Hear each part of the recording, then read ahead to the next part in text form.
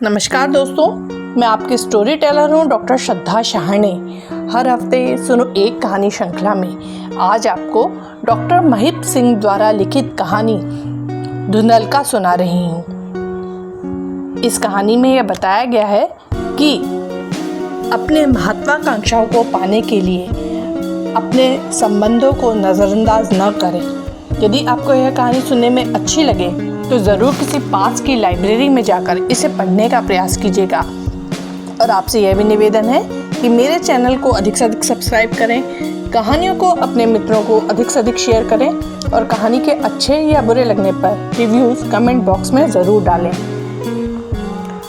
उसे लगता है उसके पास सब कुछ है, वह संसद की सदस्य है। इस नाते पूरी कोठी, टेलीफोन, रेल और हवाई यात्रा सहित उसके पास अनगिनत सुविधाएं हैं। उसकी पार्टी आज सत्ता में नहीं है, पर इससे क्या होता है, वर्षों तक उसकी पार्टी सत्ता में रही है। अगले चुनाव के बाद वह फिर सत्ता में आ सकती है। उस समय उसका मंत्री बन जाना कोई रोक नहीं सकता। आज उसे पार्टी के अध्यक्ष के बहुत निकट समझा जाता है। वह 2 राज्यों में पार्टी के सभी कार्यकलापों की इंचार्ज है। वहाँ उसकी मर्जी के बिना पत्ता भी नहीं हिलता। पिछले दिनों इन दोनों राज्यों की विधानसभाओं के आम चुनाव हुए थे। उम्मीदवारों के चुनाव टिकटों के बंटवारे और चुनाव प्रचार के लिए साधनों की सारी व्यवस्था उसकी आंखों के सामने से गुजरी थी। लाखों रुपए उसकी उंगलियों का स्पर्श लेते हुए निकल जाते थे। सभी उम्मीदवार चाहते थे कि पार्टी के अध्यक्ष एक बार उनके क्षेत्र का दौरा अवश्य करें। उनके नाम में ही ऐसा जादू था कि लोग उन्हें सुनने नहीं, मात्र उनका दर्शन करने के लिए उमड़ आते थे। सभी यह बात भी अच्छी तरह जानते थे कि यदि सविता जी चाहेंगी तो सुधाकर बाबू उनके क्षेत्र का दौरा करने का समय अवश्य निकाल लेंगे। किंतु इन दोनों राज्यों में उनकी पार्टी की सरकार बनते बनते रह गई। केंद्र में उनकी पार्टी की सरकार नहीं थी। हालांकि देश के कुछ राज्यों में उनकी सरकारें थी। सविता को आशा थी कि दोनों में न सही कम से कम एक राज्य में तो उनकी सरकार बन ही जाएगी। उन्होंने जोड़ तोड़ की सारी तैयारी कर रखी थी। टूटकर आने वाले विधायकों को कितना धन दिया जाएगा, कौन सा मंत्री पद उन्हें मिलेगा, किस कॉरपोरेशन का अध्यक्ष पद किसे दिया जा सकता है, उसने पूरी सूची तैयार कर ली थी। पर ऐन मौके पर पासा पलट गया। एक राज्य में तो विरोधी दलों के गठबंधन को स्पष्ट बहुमत मिल गया और दूसरे राज्य में विपक्ष के नेता ने अपना घोड़ा सीधी सड़क पर न दौड़ाकर उसे पहाड़ियों के शॉर्टकट से दौड़ाया और पूरे नतीजे आने से पहले ही जीत की ओर बढ़ते कदमों की आहट लेकर जरजोरू जमीन की सभी सुविधाओं के दरवाज़ों के द्वार उन संभावित विधायकों के लिए खोल दिए गए जिन्हें मोह पाश में बांधा जाना था। वह पार्टी के अनेक साथियों की आंखें और होंठ परख रही थी। वह उस भाषा को अच्छी तरह पढ़ सकती थी जो उनकी आंखों और होंठों से बोली जा रही थी। पार्टी की हार का उन्हें मलाल था, लेकिन यह तो सविता की निजी हार मानी जा रही थी। बड़ी तेज फड़फड़ाने वाली कबूतरी के कुछ पंख ज़रूर टूट गए। यह बात कितने लोगों को सुख दे रही थी, लेकिन सुधाकर जी ने उसे कलावे में लेते हुए कहा था, सविता, सभी राज्यों में राजनीति के घोड़े तो दौड़ते ही रहते हैं। कभी किसी का घोड़ा आगे, कभी किसी का। इधर उधर की बातें करने वालों की तुम चिंता न करो। ईर्ष्या द्वेष मनुष्य के स्वभाव का अंग है, इसे तो देवता भी नहीं छोड़ पाए। मैं जल्दी ही पार्टी की कार्यकारिणी की मीटिंग बुला रहा हूँ। उसमें हम चुनाव परिणामों पर खुलकर विचार करेंगे। उस मीटिंग में अगर तुम्हारी कुछ आलोचना भी हो तो उससे घबराना नहीं, मैं हूँ ना तुम्हारे साथ। यह कहते कहते सुधाकर जी के कलावे की पकड़ में कसाव कुछ और बढ़ गया था। शाम को अपनी कोठी के आगे के बड़े लॉन में वह अकेली चुपचाप बैठी हुई थी। आमतौर पर इस कोठी पर आने जाने वालों की भीड़ लगी रहती थी। अपनी बैठक में वह एक एक कर सबसे मिलती थी, फिर भी बहुत से लोग वहाँ घुस आते थे। सविता को बहुत झुंझलाहट होती थी। अपने बिल्कुल पास बैठे व्यक्ति से वह धीरे धीरे बातें करती रहती थी। बिन बुलाए अंदर आने वाले व्यक्ति अभिवादन करके सामने लगे सोफों पर बैठ जाते थे। आज उसने गेट पर तैनात गार्ड से कह दिया था, आज मैं किसी से नहीं मिलूंगी, कोई भी आए कह देना मैं घर में नहीं हूँ। गेट के पास ही उनके निजी सचिव का छोटा सा कमरा था, उससे भी उसने कह दिया था, किसी का भी फ़ोन आए कह देना मैं कहीं गई हुई हूँ, मुझे डिस्टर्ब ना करना। हाँ, अगर सुधाकर जी के पीए का फ़ोन आ जाए तो मेरी बात करा देना। लॉन में थोड़ा थोड़ा अंधेरा छाने लगा था। वहाँ उसने अधिक रोशनी करने से भी मना कर दिया था। अक्टूबर का महीना था। शाम को हल्की हल्की ठंड महसूस होने लगी थी। नौकरानी से शॉल मंगवाकर उसने ओढ़ ली थी। वह सोचने लगी, कभी कभी ऐसी उदासी का दौर उस पर क्यों आ जाता है। ऐसी उदासी उसकी हड्डियों को मरोड़ने लगती है। सब कुछ बहुत व्यर्थ लगने लगता है, बिल्कुल बेमतलब। उस समय न किसी से बात करने का मन करता है, न कुछ करने का। उसे पढ़ने का शौक है। कितनी ही किताबें वह खरीदती रहती है। उसकी बैठक की बीच की मेज नई नई पत्रिकाओं से भरी रहती है। पिछले दिनों उसने रॉबर्ट पेन के अंग्रेजी उपन्यास का हिंदी अनुवाद खरीदा था, कत्लगाह। यह उपन्यास सन 1971 के भारत पाक युद्ध और बांग्लादेश के निर्माण पर था। उस समय पाकिस्तानी सैनिकों ने बंगालियों पर जो जुल्म किए थे, उसकी निर्मम गाथा इस उपन्यास में थी। यह उपन्यास वह लगभग आधा पढ़ चुकी थी। अत्याचारों, नरसंहारों, युद्धों की कथाएं पढ़ने में उसका मन बहुत रमता था। चंगेज़ खां, हलाकू खां से लेकर हिटलर तक के नरसंहारों पर छपी हर पुस्तक उसके पास थी। लेकिन आज उसका मन कत्लगाह पढ़ने में नहीं लग रहा था। लॉन में बैठकर पढ़ने के लिए वह इसे बाहर ले आई थी। नौकर ने वहाँ रोशनी भी लगा दी थी। उसने 2-4 पृष्ठ पढ़े भी थे, फिर उसका मन उचट गया था। उसने पुस्तक बंद करके एक ओर रख दी थी और आंखें बंद कर ली थी। आज उसने अपने बेटे की तस्वीर किसी पत्रिका में देखी थी। उसके कॉलेज की क्रिकेट टीम ने किसी दूसरे कॉलेज की टीम को बुरी तरह हराया था। उसके बेटे ने सेंचुरी मारी थी। उसे मैन ऑफ द मैच घोषित किया गया था।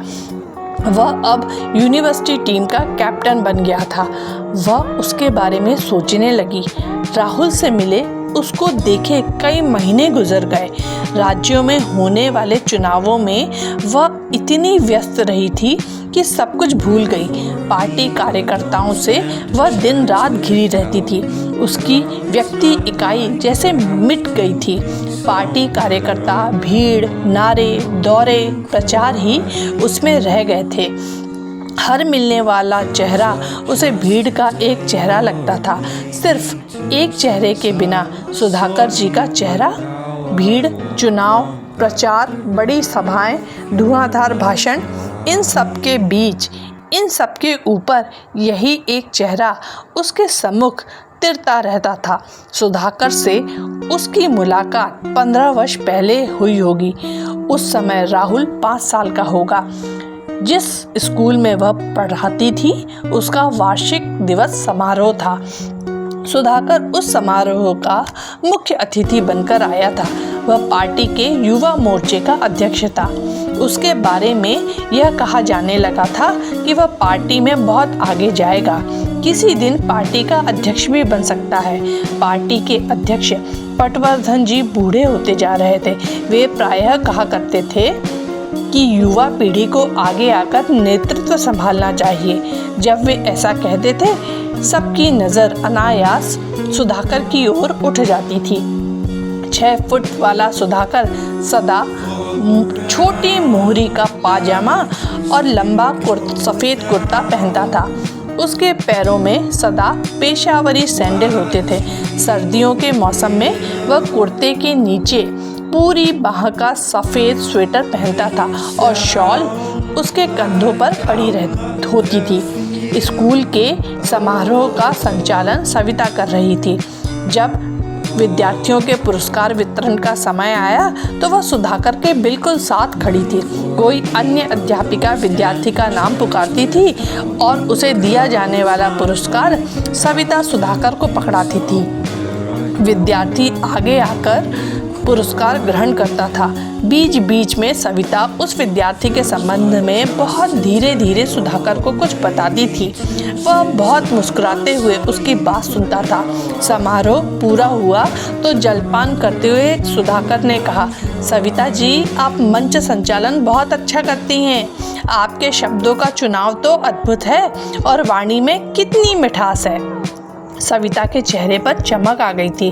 कृतज्ञता भरे स्वर में उसने कहा था, यह मेरा सौभाग्य है कि आप जैसे लोकप्रिय नेता के मुंह से मैं ऐसे शब्द सुन रही हूँ। मैं अतिशयोक्ति नहीं कर रहा हूँ सविता जी।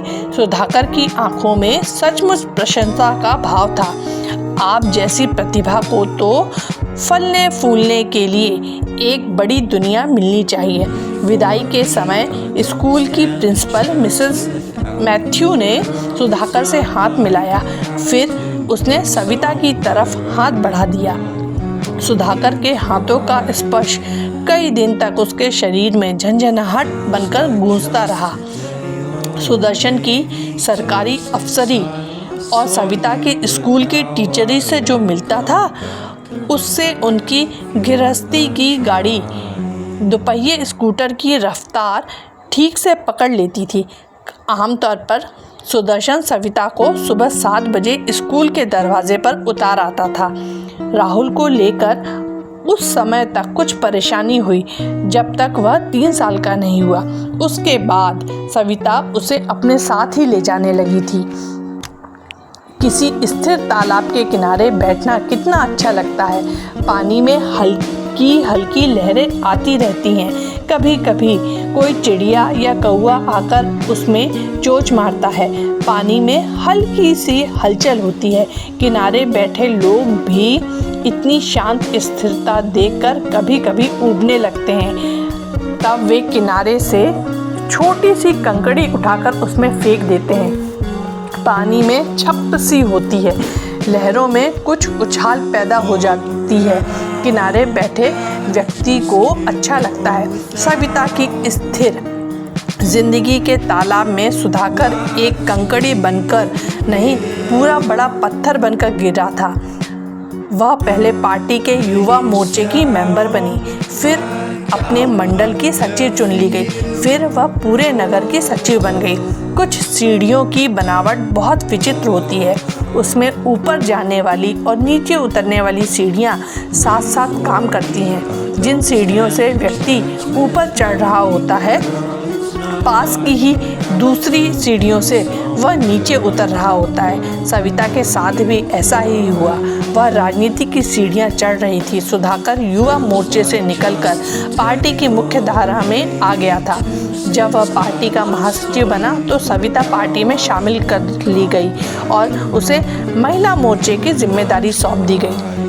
नीचे जाने वाली सीढ़ियों में उतनी रोशनी नहीं होती जितनी ऊपर चढ़ने वाली सीढ़ियों में होती है। ऊपर जाने वाली सीढ़ियों पर व्यक्ति मुंह ऊंचा करके चढ़ता है। महत्वाकांक्षाओं का संसार उसे सामने झिलमिलाता दिखाई देता है। नीचे जाने वाली सीढ़ियाँ उतरते समय व्यक्ति नीचे की तरफ देखता है और हर कदम पर फिसल जाने, चूक जाने का डर बना रहता है। एक दिन सुदर्शन ने उससे कहा था, सविता, जिस रास्ते पर तुम चल पड़ी हो वह कहीं थमने वाला रास्ता नहीं है। एक स्कूल टीचर ऊपर चढ़ता हुआ सीनियर टीचर बन जाता है, ज़्यादा से ज़्यादा प्रिंसिपल बनता है और रिटायर हो जाता है। मेरे जैसा सरकारी अफसर जिसने ज़िंदगी LDC से शुरू की हो, कहाँ तक जाएगा? सेक्शन ऑफिसर तक? बहुत ज़ोर मारेगा तो अंडर सेक्रेटरी तक। मैं तुमसे यह नहीं कह सकता कि तुम वापस आ जाओ। यह भी सच है कि तुम मुझे कितना भी खींचो, मैं तुम्हारा सहयात्री नहीं बन सकता। हमारे रास्ते भी अलग हो रहे हैं और दिशाएं भी। सविता गुमसुम सी उसकी बातें सुन रही थी। पिछले कुछ वर्षों में उसके पारिवारिक जीवन में बहुत अंतर आ गया था। राहुल अपनी बढ़ती उम्र के साथ स्कूली पढ़ाई के अंतिम पड़ाव पर आ गया था। पहले उसने स्कूल से 3 वर्ष की छुट्टी ले ली थी। फिर सुधाकर ने उससे कहा था, यह टीचरी वीचरी छोड़ो और सारा समय पार्टी को दो। चिंता ना करो, पार्टी तुम्हारी ज़रूरतों का ध्यान रखेगी। सुधाकर ने अपनी बात पूरी की। वह उस प्रदेश से राज्यसभा के लिए चुन ली गई जहां पार्टी के विधायकों की भारी गिनती थी। जब लोधी स्टेट में सविता को एक लंबी चौड़ी कोठी अलॉट हो गई तो उसने सुधाकर से कहा, अब हम लोग उस कोठी में शिफ्ट कर सकते हैं। अपना यह फ्लैट किराए पर उठा देते हैं। कम से कम 6 वर्ष तो हमें यहाँ से कोई नहीं हिलाएगा। सुदर्शन के सामने एक दृश्य घूमने लगा। कोठी पर आने जाने वालों का तांता लगा हुआ है। वहाँ लगातार एक शब्द गूंजता रहता है, सविता जी, सविता जी। वहाँ उसका एकमात्र परिचय सुदर्शन मेहरा, सविता जी के पति। उसे एक बात और साल रही थी, उस कोठी के हर कोने में एक छाया व्यापी हुई होगी जिसका चेहरा मोहरा सुधाकर से कितना मिलता जुलता होगा। उसने कहा, सविता, मैं यह फ्लैट छोड़कर कहीं नहीं जाऊंगा। तुम कहाँ रहना चाहती हो, यह फैसला तुम कर लो। आप मेरी बात समझते क्यों नहीं? सविता ने बड़े अधिकार भरे स्वर में कहा था, मैं संसद सदस्य हूँ, पार्टी की सीनियर लीडर हूँ। मुझसे मिलने के लिए सैकड़ों लोग रोज जाते हैं। पत्रकारों की भीड़ लगी रहती है। इस फ्लैट में तो यह नहीं हो सकता। जो हो सकता था वही हुआ। सविता राहुल को अपने साथ रखना चाहती थी, किंतु सुदर्शन इसके लिए तैयार नहीं हुआ। राहुल भी अपने पिता के साथ रहना चाहता था। सविता अपनी पुरानी नौकरानी के साथ नई कोठी में आ गई।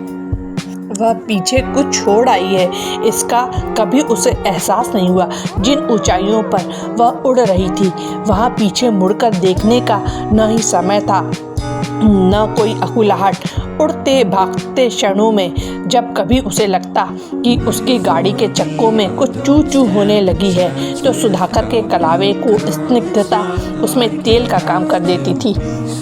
लेकिन आज इस धुंधलाई शाम में अंधेरे में चुपचाप बैठी वह सोचने लगी।